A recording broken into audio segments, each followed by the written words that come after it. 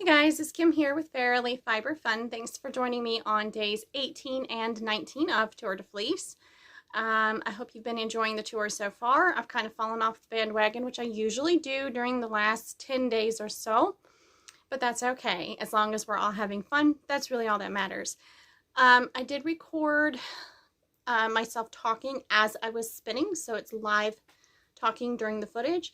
And at the end of the spin, I ended up talking about car troubles, which I do have an update for you. We have our car back from the shop. We are no longer down to one vehicle, so all that drama has ended, thank God. Okay, so let's go on to the spinning and comparison of these two yarns, and I will see you in the next one.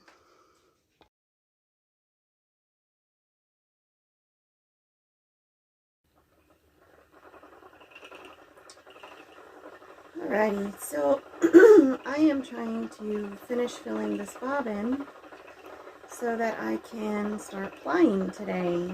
And this was supposed to have been yesterday's.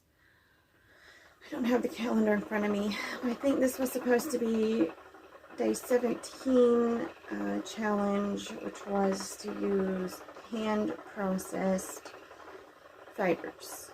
And this is definitely hand processed into Rolags.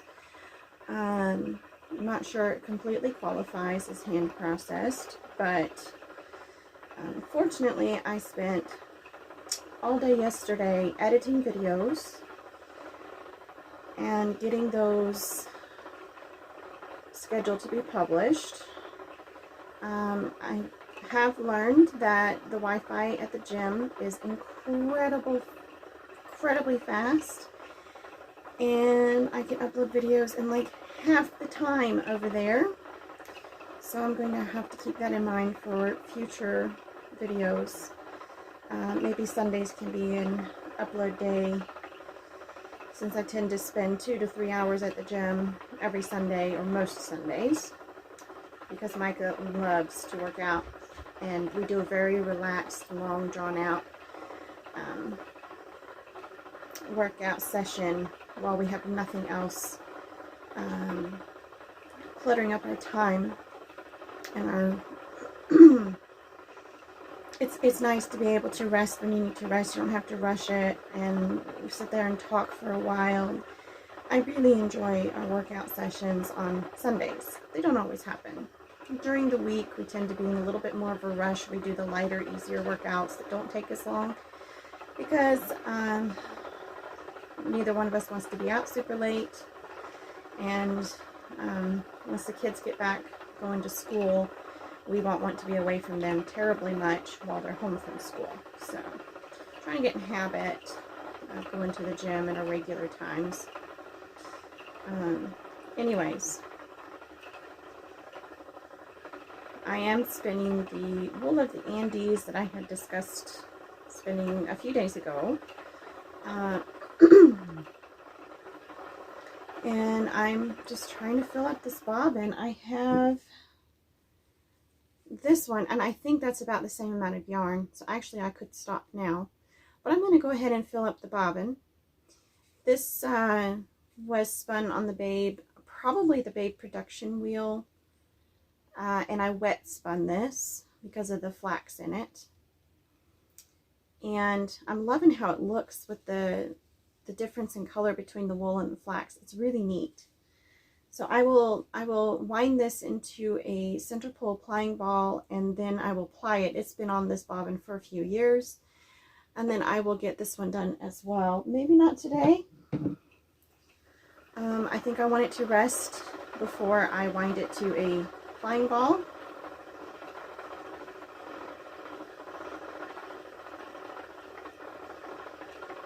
And I was just looking for my winding, my cake winder, and it's on the bed on the other side of the camera, so I know where it is. Anyways, this is what I have prepped, ready to go. It's nowhere near a full bobbin. I have one more batch to blend. So this is discontinued by several years. Wool of the Andes. And then this is the flax that I set aside to go with it.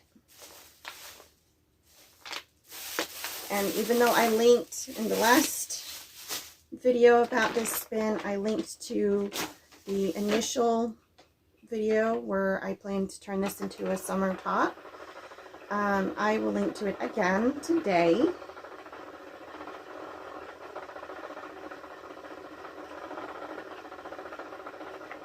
Anyways, I discovered I prefer to pre-draft the Rolags, especially the ones that have more fiber in them. I did make these on the drum carder, and so they're not at all even. It was back when I had the Howard brush drum carder that I did not get along well with. So when I do the last blending, the last set of blending, I will do it on my brother's drum carder, and we shall see how that goes. I will try to remember to film that one, but no guarantees, no promises. We'll just see how it goes.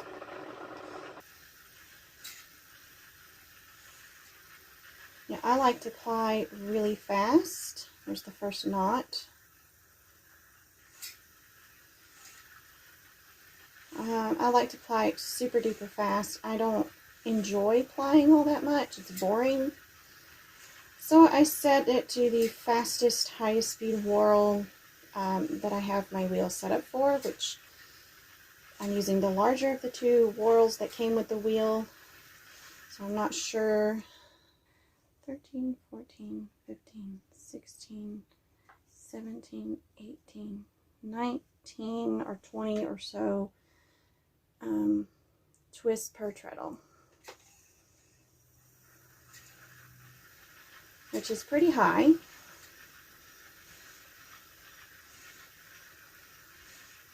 I literally just tied a little string to my drive wheel on one of the spokes, and then while it went all the way around once, I counted how many times the flyer turned. Now, this has been sitting for a few years, the single, so I'm not paying attention to the twist energy because a lot of it has relaxed out.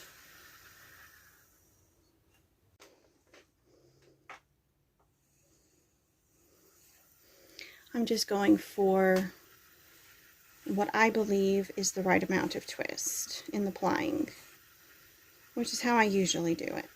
And the ball of yarn is just sitting on the floor next to me, and this is working really well. Normally I would keep it in my lap, but it's just sitting there hanging out. You can almost see it.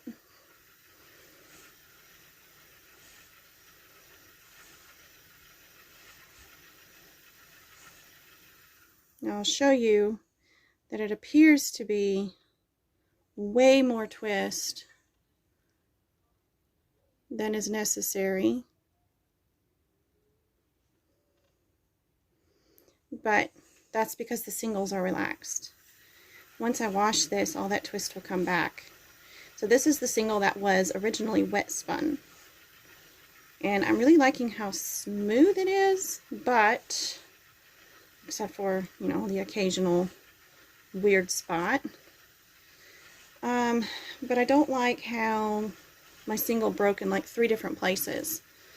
So anyways, I'm going to finish this one and then get started on the other one. And that's, we're covering 2 days of Tour de Fleece in this one spin. Okay, so this is the freshly spun single, and when I was winding into the plying ball, I immediately noticed that this one is much, much softer than the wet spun. The wet spun single was smooth and very easy to work with. Of course, it was seriously relaxed, which also made it easier to work with. But this one is fuzzy and soft and feels really nice. I got 450 yards from the first skein. Of course, I don't know yet, because I haven't skeined it up. I haven't finished playing it, what the yardage is on this one. And I don't know the weight on either of these. I'm going to try to do a show and tell video for the end of Tour de Fleece to talk about all the different yarns that were spun during the tour. I think that would be fun, but I cannot guarantee it because, well, sometimes I have these grand ideas, but then I don't carry through with them. Oh, this week has been an interesting one.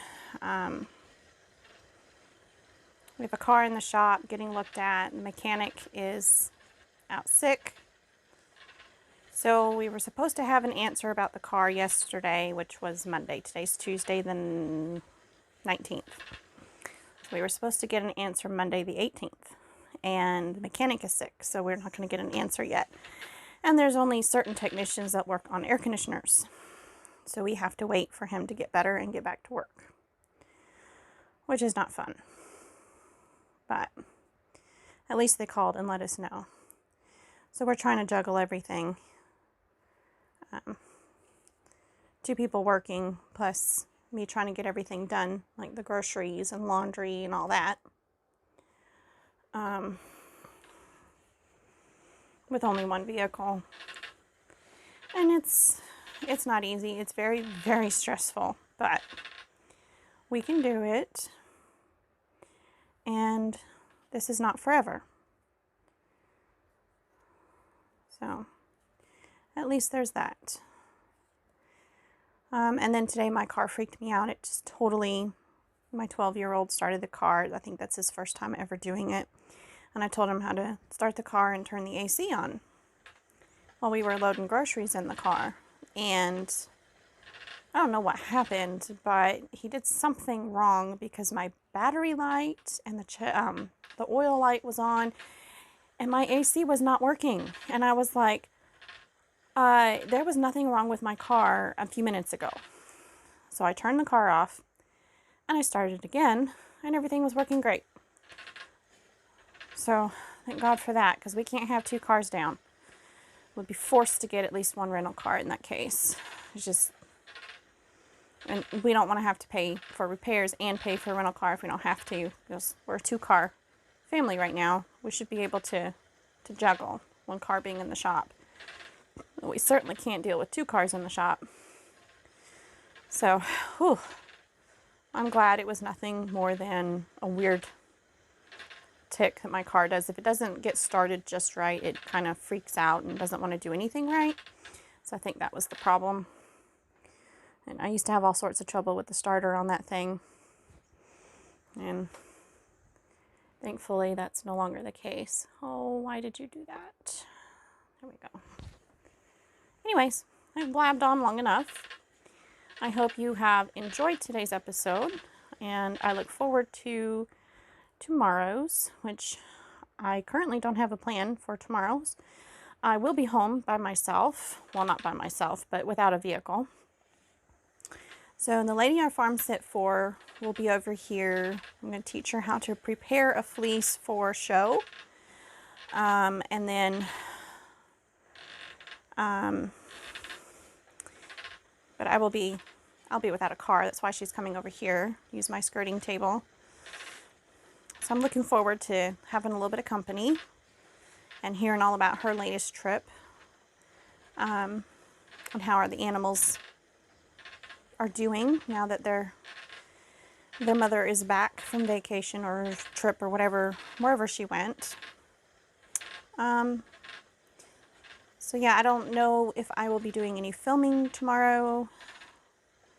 I have I have 2 kids that go to the doctor first thing in the morning, and then my daughter goes to work at 10:30, and then Micah goes to work.